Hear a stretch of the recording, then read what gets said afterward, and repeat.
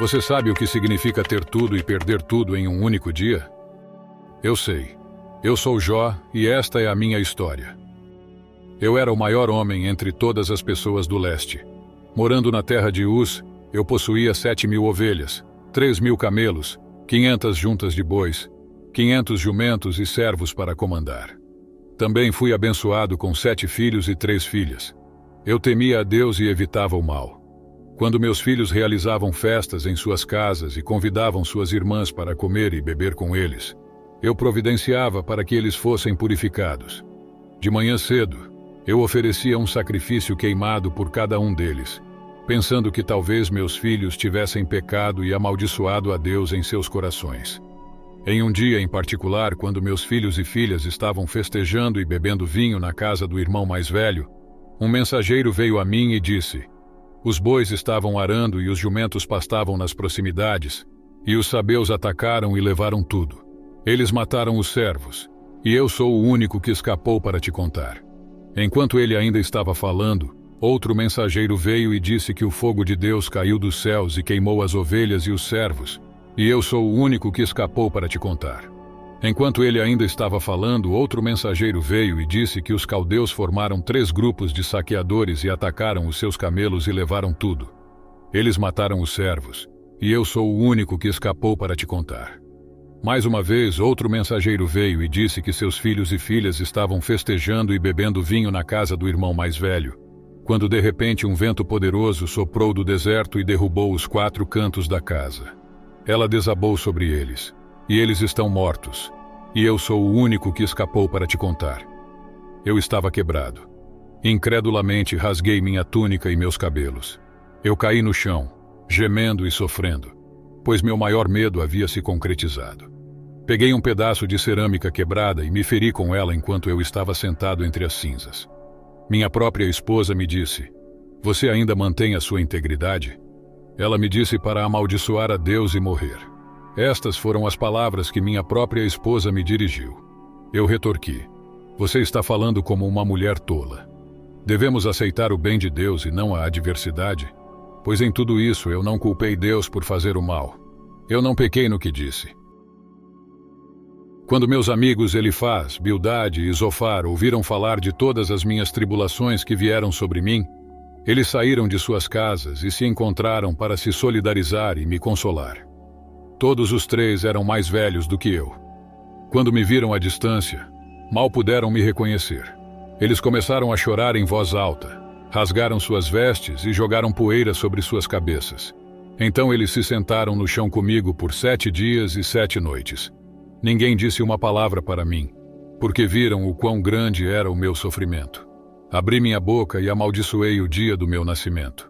Exclamei: que o dia do meu nascimento pereça, e a noite que disse: um menino foi concebido.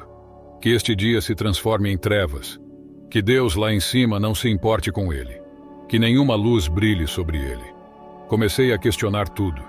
Por que a vida é dada àqueles que estão na miséria e a vida à alma amargurada, àqueles que anseiam pela morte que não vem, que a buscam mais do que o tesouro escondido, que se enchem de alegria e se regozijam quando alcançam o túmulo? Por que a vida é dada a um homem cujo caminho está oculto? Meu alimento diário se tornou suspiros e gemidos como a água. O que eu temia aconteceu comigo. Eu não tinha paz nem tranquilidade. Eu não tinha descanso, apenas agitação. Meu espírito estava quebrado. Meus dias foram encurtados. A sepultura me esperava. Os zombadores me cercavam. Meus olhos tiveram que suportar sua hostilidade. Orei: dá-me, ó Deus, o penhor que tu exiges. Quem mais colocará segurança por mim? Meus olhos se escureceram de tristeza. Todo o meu corpo era como uma sombra.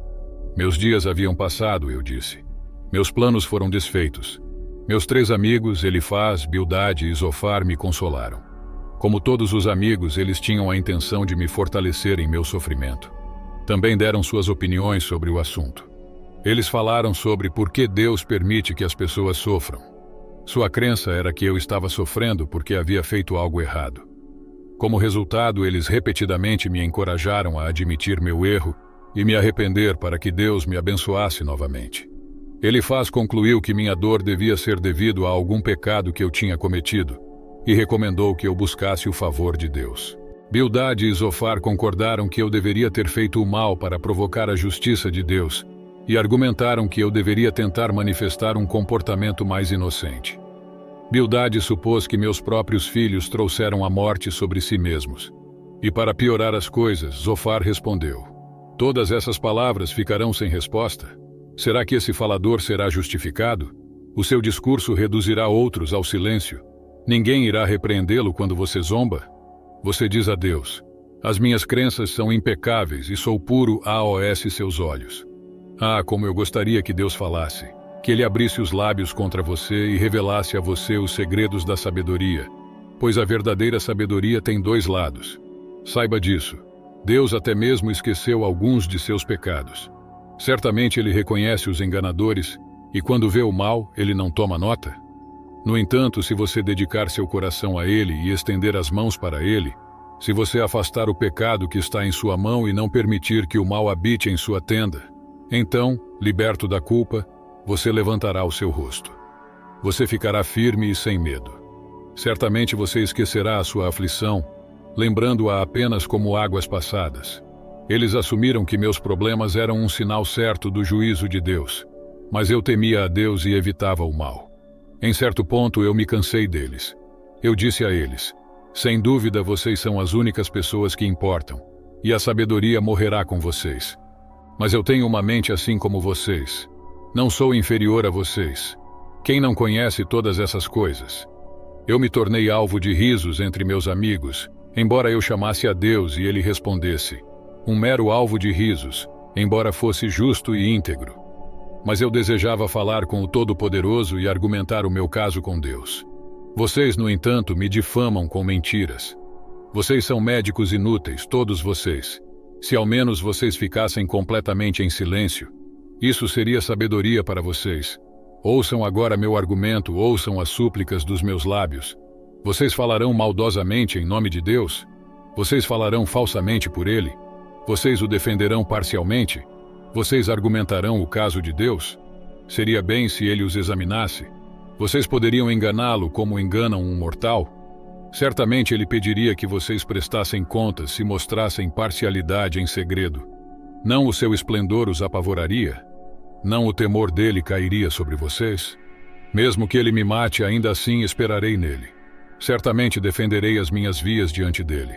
Na verdade, isso resultará em minha libertação, pois nenhuma pessoa ímpia ousaria comparecer diante dele. Agora que preparei o meu caso, sei que serei justificado. Alguém pode me acusar? Se assim for, ficarei em silêncio e morrerei. Apenas me conceda estas duas coisas, Deus, e eu não me esconderei de você. Retire a sua mão longe de mim e pare de me assustar com seus terrores. Então me chame, e eu responderei. Ou deixe-me falar, e você me responderá. Quantos erros e pecados cometi? Eu estava mais do que disposto a enfrentar Deus. Eu lhe pediria para me mostrar a minha ofensa e o meu pecado. Deus, por que você esconde o seu rosto e me considera seu inimigo? Você prende meus pés em correntes. Você vigia todos os meus caminhos, marcando as solas dos meus pés. O sofrimento se mostrou demais para mim, e agora estou amargurado, ansioso e assustado. Eu lamento a injustiça que Deus permite que as pessoas más prosperem, enquanto Ele e muitas outras pessoas honestas sofrem. Quero enfrentar Deus e protestar, mas não consigo encontrar Deus fisicamente. Eu disse aos meus amigos: tão certo como Deus vive, que me negou justiça, o Todo-Poderoso, que tornou minha vida amarga, enquanto eu tiver vida dentro de mim, o sopro de Deus em minhas narinas. Meus lábios não pronunciarão nada de mal, e minha língua não proferirá mentiras. Nunca vou admitir que você está certo. Até a morte não negarei a minha integridade. Manterei a minha inocência e nunca a abandonarei. Minha consciência não me reprovará enquanto eu viver. Eventualmente o Senhor interveio. É muito difícil se defender quando se está em tamanha miséria. Qual foi a minha maior dor? Foi física. Eu estava coberto de feridas da cabeça aos pés, cansado e exausto, e com dores excruciantes. Minha dor era social. Devido à minha aparência física e ao fato de a comunidade local estar ciente da minha recente tragédia, eu me tornei um pária social. As pessoas passavam para o outro lado da rua em vez de conversar comigo, já que eu estava sentado na cinza no final da aldeia. Até mesmo os jovens riam de mim. Minha dor também era mental. Enfrentei a dor mental de não entender por que essas coisas angustiantes estavam acontecendo comigo, especialmente porque parecia não haver nada em meu passado que apontasse para isso. Minha dor também era espiritual. Minha angústia espiritual era muito pior do que qualquer outra, pois eu me sentia afastado de Deus. Essa era a verdadeira e mais angustiante dor. O sofrimento é muito mais angustiante se acreditarmos que Deus está longe e indiferente. No entanto, quando finalmente consegui falar com Deus, as coisas não correram como o planejado. Durante os meus discursos, 36 vezes pedi a Deus para falar comigo. Agora meu desejo foi atendido. O Senhor então falou comigo. Ele disse: "Quem é este que obscurece meus planos com palavras sem conhecimento? Prepare-se como um homem. Eu vou questionar você, e você responderá a mim. Onde você estava quando eu fundei a terra? Diga-me se você entende. Quem demarcou suas dimensões? Certamente você sabe. Quem estendeu uma linha de medição através dela? Em que foram lançados os seus fundamentos? Ou quem lançou a sua pedra angular enquanto as estrelas da manhã cantavam juntas e todos os anjos gritavam de alegria? Quem fechou o mar atrás da porta quando ele irrompeu do útero? Quando fiz as nuvens sua vestimenta e as envolvi em espessa escuridão? Quando fixei limites para ela e coloquei suas portas e trancas no lugar? Quando eu disse: até aqui você pode chegar e não mais adiante. Aqui é onde suas ondas altivas cessarão.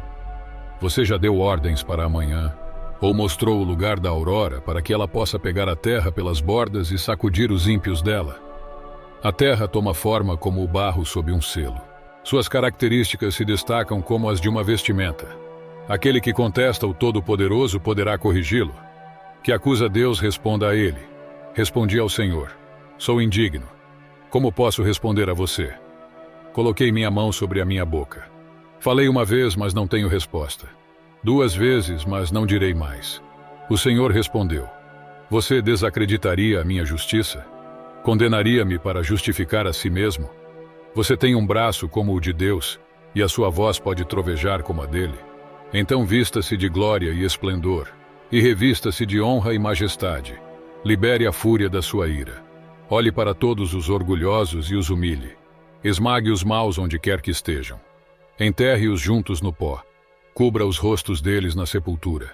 Então eu mesmo admitirei a você que sua própria mão direita pode salvá-lo.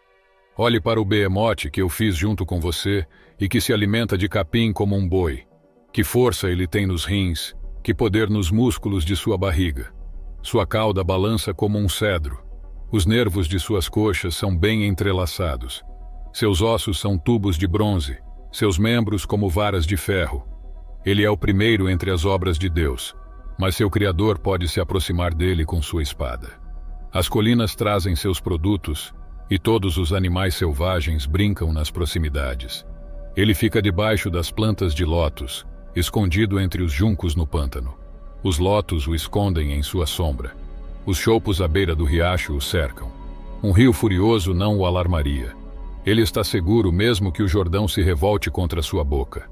Alguém pode capturá-lo pelos olhos ou prendê-lo e furar o nariz dele?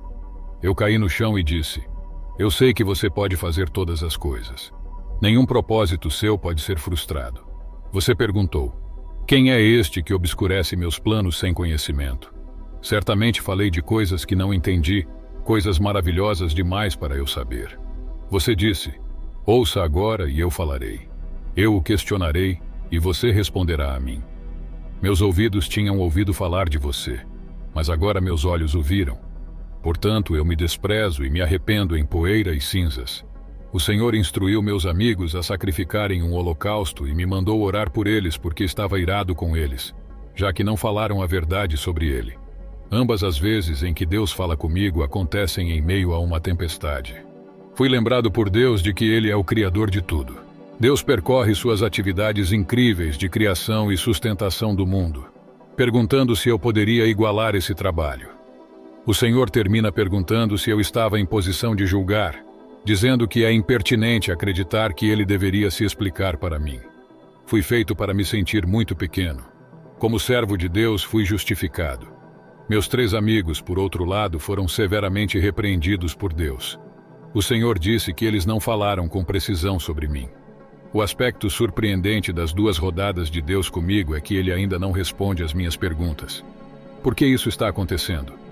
Talvez o sofrimento e a dor humana não sejam tão simples quanto uma fórmula que podemos decifrar. Embora Deus esteja nos direcionando para pensarmos nele como o Criador e sustentador de todas as coisas, isso não explica o sofrimento e a dor humana em nossas vidas. Além disso, a confusão e a incerteza que a maioria de nós experimenta quando o sofrimento aparece, que é um aspecto principal do que as perguntas de Jó representam, não foram dissipadas. Deus não respondeu por que o sofrimento humano acontece. Além disso, Ele não explicou por que o mal é permitido em sua criação. Por que o sofrimento é distribuído de maneira desigual? Por que algumas pessoas sofrem mais do que outras? Por que o sofrimento acontece sem que haja uma razão aparente? Deus não respondeu a essas perguntas que são fundamentais para o sofrimento humano. A segunda conversa com Deus pode ser resumida. Deus finalmente fala diretamente a Jó em termos de sua autoridade e grandeza, questionando se Jó tinha o conhecimento e o poder para governar o mundo. Embora as palavras de Deus não respondam diretamente às perguntas de Jó sobre o motivo de seu sofrimento, elas efetivamente colocam Jó em seu devido lugar, lembrando-o de sua finitude e da infinita sabedoria e poder de Deus. Jó então responde reconhecendo sua limitação e se arrependendo. Ele afirma que antes ele ouvia Deus, mas agora viu a Deus. No entanto, as perguntas iniciais de Jó sobre o sofrimento humano não são respondidas diretamente. A história de Jó nos desafia a considerar as questões do sofrimento humano, da justiça de Deus e da fé, mesmo em meio ao sofrimento, mas não oferece respostas simplistas. Em vez disso, nos lembra da importância de manter nossa fé e confiança em Deus, mesmo quando as respostas para nossas perguntas sobre o sofrimento são difíceis de encontrar. A história de Jó serve como um lembrete de que a fé não é apenas para tempos bons, mas também para tempos difíceis. Como Jó, podemos enfrentar o sofrimento com paciência, fé e humildade, mesmo quando não entendemos completamente por que o sofrimento ocorre.